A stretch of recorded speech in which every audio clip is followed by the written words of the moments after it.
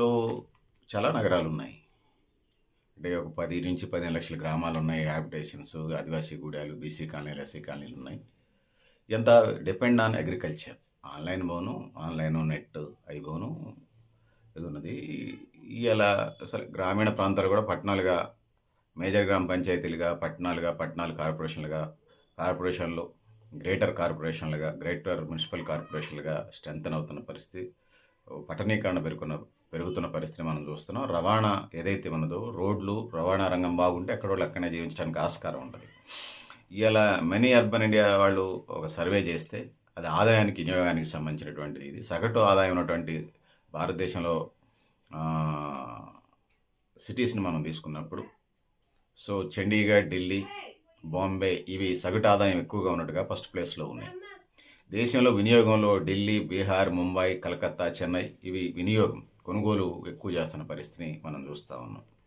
ఢిల్లీ రెండిట్లలో ఉన్నది. అంటే రాజధాని కేంద్రం అనేక ఇండస్ట్రీస్ వచ్చినాయి. ఆ విధంగా మొదటి నుంచి ముస్లిం పరిపాలనా కాలం, మొఘల కాలం, ఢిల్లీ సుల్తాన్ కాలం నుంచి కూడా అది ఉన్నది కాబట్టి అదొక భాగం.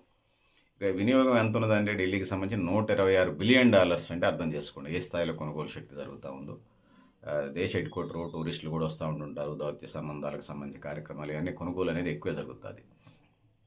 ఇక్కడ ధనిక బీద అనేటువంటి వచ్చినప్పుడు సౌత్ ఇండియా, నార్త్ ఇండియా అట్లా వచ్చినప్పుడు ఢిల్లీ, చండీగఢ్ వీటికి సంబంధించి నార్త్ ఇండియాకి సంబంధించి ఉన్నాయి. బెంగళూరు సౌత్ ఇండియాకి సంబంధించి. నార్త్లో ఢిల్లీ, చండీగఢ్ కంటే సౌత్లో బెంగళూరు కంటే హైదరాబాదు వెనకబడి ఉన్నదనేది. బెంగళూరు ఏమో సాఫ్ట్వేర్, ఐటీ హబ్స్ వాటితో డెవలప్ అయింది. ఢిల్లీ, చండీగఢ్ అవి రాజధాని కేంద్రాలుగా, రాజధాని దగ్గరగా అనేక ఇండస్ట్రీస్, ఇతర లేటెస్ట్ టెక్నాలజీస్ రావటం, ఢిల్లీ సాధ్యం కానప్పుడు చండీగఢ్ వైపు వెళ్ళడం, ఆ విధంగా ఎక్కువ ఇండస్ట్రీస్, సర్వీస్ సెక్టర్, ఐటీలు, లేకపోతే ఫార్మా రంగాలు, వివిధ ఇండస్ట్రీస్, లేటెస్ట్ ఏఐ, రోబోటిక్ దాకా అడ్వాన్స్ ఉండటం వల్ల ఉపయోగం జరిగింది అనేది చెప్పొచ్చు. ఢిల్లీ మొదటి నుంచి రాజధాని.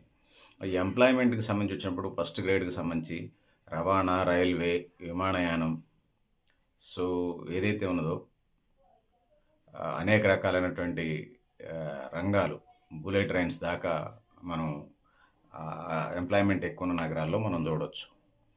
ఇంక అట్లా చెప్పుకుంటూ పోవాల్సి వస్తే artificial intelligence, robotic, machinery, data analysis, cloud computing. సగటున బెంగళూరు లాంటి చోట్ల అయితే 28 లక్షల ఆదాయాన్ని సంపాదిస్తున్న పరిస్థితిని మనం చూస్తూ ఉన్నాం. ఈ లేటెస్ట్ మారుతున్న ప్రపంచం తరపడి మనం మారటం అంటారు కదా, ఆ విధంగా ఇవాళ ఉన్నదనేది మనం చెప్పుకోవచ్చు. ఇంకా చెప్పుకోవాల్సి వస్తే ఇది ఫస్ట్ శ్రేణి. రెండో శ్రేణికి సంబంధించి ఆంధ్రప్రదేశ్, తెలంగాణ, ఈ విశాఖపట్నం, వరంగల్, తిరుపతి, కరీంనగర్ లాంటి సిటీస్ తీసుకోవచ్చు. ఇక్కడికి అంతర్జాతీయ పెట్టుబడులు రాకపోవడానికి కారణాలు ఏంటంటే ఢిల్లీ, గుర్గావ్, నోయిడా ఇవన్నీ ఢిల్లీతో పాటు ప్రత్యామ్నాయంగా డెవలప్ అయినాయి. మరి వచ్చే ఫిలిం ఇండస్ట్రీ, హైదరాబాద్కి సంబంధించి ఫిలిం ఇండస్ట్రీ, ఫార్మా రంగం, ఐటీ ఈ హైదరాబాద్కే పరిమితమైనవి. మరి ఎందుకు ఇవి ఏమంటారు, ఇవి ఎందుకు వరంగల్, విశాఖపట్నం, తిరుపతి, కరీంనగర్ ఇట్లాంటి సిటీస్, ఖమ్మం లాంటి సిటీస్ దాకా ఎందుకు స్ట్రెంథెన్ కాలేదంటే ఇక్కడ నిరంతర సరిపడా నీటి వస్తుండదు. అంటే ఇండస్ట్రియల్ సెక్టర్కి సంబంధించి సరిపడా నీటి వస్తుండదు, సరిపడా 24 గంటల కరెంటు, నిరంతర కరెంటు, 24 గంటల కరెంటు కాదు, నిరంతర కరెంటు, 365 రోజులు నిరంతర కరెంటు, రవాణా, ట్రాన్స్పోర్టు, పాలిటిక్స్, చిల్లర పాలిటిక్స్ ఇవి ఉండకుండా ఉండాలి. అప్పుడు మాత్రమే దేశస్తులు, పెట్టుబడిదారులు ఇక్కడ ఆకర్షించబడతారు. ఆ విధంగా వస్తే అవకాశం ఉన్నది. కొన్ని ఇప్పుడు చెప్పినటువంటి నగరాల్లో చాలా చోట్ల రియల్ ఎస్టేట్ దందాలు ఎక్కువ జరుగుతూ ఉంటాయి. ఇండస్ట్రియలిస్ట్ ప్రశాంతమైన సిటీల్లోనే పెట్టుబడులు ఎక్కువ పెడతారు. పొద్దాకలు వచ్చి దందాలు చేస్తూ ఉంటే ఎవడొచ్చి పెట్టుబడులు పెడతాడు. ఇంకా పరిశ్రమలకు సంబంధించి వచ్చినప్పుడు మూడో విభాగంగా ఐటీ, ఔషధ, నిర్మాణ, ఇంక ఇతర మౌలిక వనరులకు సంబంధించి రౌండప్ చుట్టూ ఎదుగుతున్న పరిస్థితిని మనం చూస్తూ ఉన్నాం. అందుకోసం ఇవి అంత స్థాయిలో అభివృద్ధి చెందలేకపోయేదని మనకు కనపడుతూ ఉంటుంది. పరిష్కారాలు ఏంది? సాంప్రదాయ పద్ధతులైనటువంటి ఇండస్ట్రియల్ సెక్టార్ని డెవలప్మెంట్ చేసుకుంటూనే AI, artificial intelligence, robotics, drones, local universities నుంచి వాటిని అప్గ్రేడ్ చేసి నేషనల్, ఇంటర్నేషనల్ లెవెల్కి స్టాండర్డ్స్కి తీసుకెళ్ళటం. దాంతో ఇండస్ట్రియల్ సెక్టార్కి వచ్చినప్పుడు మనం చూసుకున్నప్పుడు ఎలక్ట్రికల్, ఎలక్ట్రానిక్స్, విమాన రక్షణ పరికరాలకు తయారీకి వాటికి సంబంధించి ఆదాయాన్ని అర్థిస్తున్నాం. లేటెస్ట్ ఏఐ, ఆర్టిఫిషియల్ ఇంటెలిజెన్స్ ఈ రకరకాల వాటిని మనం తీసుకొని ముందుకు పోవాల్సిన అవసరం అయితే ఉన్నది. సో మౌలిక వసతుల విస్తరణకు సంబంధించి వరంగల్, కరీంనగర్, విశాఖపట్నం లాంటి సిటీస్ ఆ వైపు అడుగులు వేసినప్పుడు అక్కడ ఆ సిటీస్కి కూడా అవకాశం వస్తుంది. హైదరాబాదు, విజయవాడ, అమరావతి కేంద్రం కాకుండా మిగతా పారిశ్రామికీకరణ లేకపోతే మారుతున్న సైన్స్ అండ్ టెక్నాలజీకి సంబంధించిన అభివృద్ధి కార్యక్రమాలకు ముందుకెళ్లాల్సిన అవసరం ఉన్నది. సో బెంగళూరు టాప్ మోస్టే. ఎందుకు టాప్ మోస్ట్ ఏంటంటే సాఫ్ట్వేర్ రంగం, కంప్యూటర్ రంగానికి సంబంధించి లేటెస్ట్ అప్డేట్స్, అది మోడర్న్గా భారతదేశానికి టెక్నాలజీకి సంబంధించిన రాజధానిగా, టెక్నాలజీ రాజధానిగా మనకు కనిపిస్తూ ఉన్నది. బిజినెస్ రాజధాని ముంబై, అడ్మినిస్ట్రేటివ్ రాజధాని ఢిల్లీగా ఉన్నది. సో అట్లనే బెంగళూరు ఎందుకు నెలకి 28 లక్షలు లేకపోతే మినిమం సంవత్సరానికి 28 లక్షలు తగ్గకుండా సామాన్యులు కూడా ఆదాయం ఉన్నది అనేది వినపడతా ఉన్నది. సరే, పేదలు ఉంటే ఉండొచ్చు, అవి వేరే లెక్కలు, డేటాస్ మళ్ళీ ఇంకో సందర్భంలో మాట్లాడుకుందాం.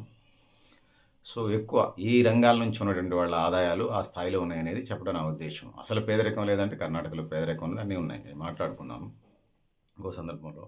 సో అందుకోసం మనం ఇండస్ట్రియలైజేషను, అభివృద్ధి, సిటీల అభివృద్ధి, దీని గురించి మాట్లాడుకుంటున్న నేపథ్యంలో సాంప్రదాయ ఉత్పత్తి వనరుల్లో అంటే ఉత్పత్తి రంగాలతో పాటుగా లేటెస్ట్ మారుతున్న కాలమాన పరిస్థితులకు అనుకూలంగా డ్రోన్ దగ్గర నుంచి, శాటిలైట్స్ దగ్గర నుంచి, ఐటీల దగ్గర నుంచి, ట్రిపుల్ ఐటీల దగ్గర నుంచి, విద్యా రంగం దగ్గర నుంచి, వైద్య రంగం దగ్గర నుంచి, ఉపాధి రంగం దగ్గర నుంచి, లేకపోతే ఇండస్ట్రీ సెక్టర్ దగ్గర నుంచి, అవి లేటెస్ట్ వరల్డ్లో ఏమి నడుస్తున్నాయి అవి మన వాళ్ళు వలసలు ఎందుకు వెళుతున్నారు పట్లల్లో పనిచేయడానికి, అవి ఇక్కడ బ్రాంచ్లు వీలుంటే మనమే దేశం గవర్నమెంట్ తరఫున పెట్టడం, లేకపోతే పెట్టుబడిదారులు పెట్టించడం, మన వాళ్ళు అక్కడ ఏమైనా చేస్తే ఒక బ్రాంచ్నైనా, దానికి ఒక బ్రాంచ్, దానికి రెండో బ్రాంచ్ లేదనుకుంటే ఒక బ్రాంచ్ని ఇండియాలో ఓపెన్ చేయించే కార్యక్రమం, ఆ విధంగా పట్టణీకరణ జరుగుతూ ఆ సంస్థలు మన దేశంలో ఎస్టాబ్లిష్ అవుతాయి. దాంతో ఉద్యోగిత ఉపాధి రంగాలు, ప్రత్యక్ష పరోక్ష ఉద్యోగ ఉపాధి రంగాలు పెరుగుతాయి. ఆ వైపుగా అడుగులు పడాల్సిన అవసరం అయితే ఉన్నదనేది ఈ సందర్భంగా నేను తెలియజేసుకుంటూ, సో పెద్దల మిత్రులారా, మీరు కూడా మీ అభిప్రాయాన్ని కామెంట్ బాక్స్ రాయని తెలియజేస్తూ, నేను గరిడేపల్లి సత్యనారాయణ, లక్ష్య ఆర్గనైజేషన్.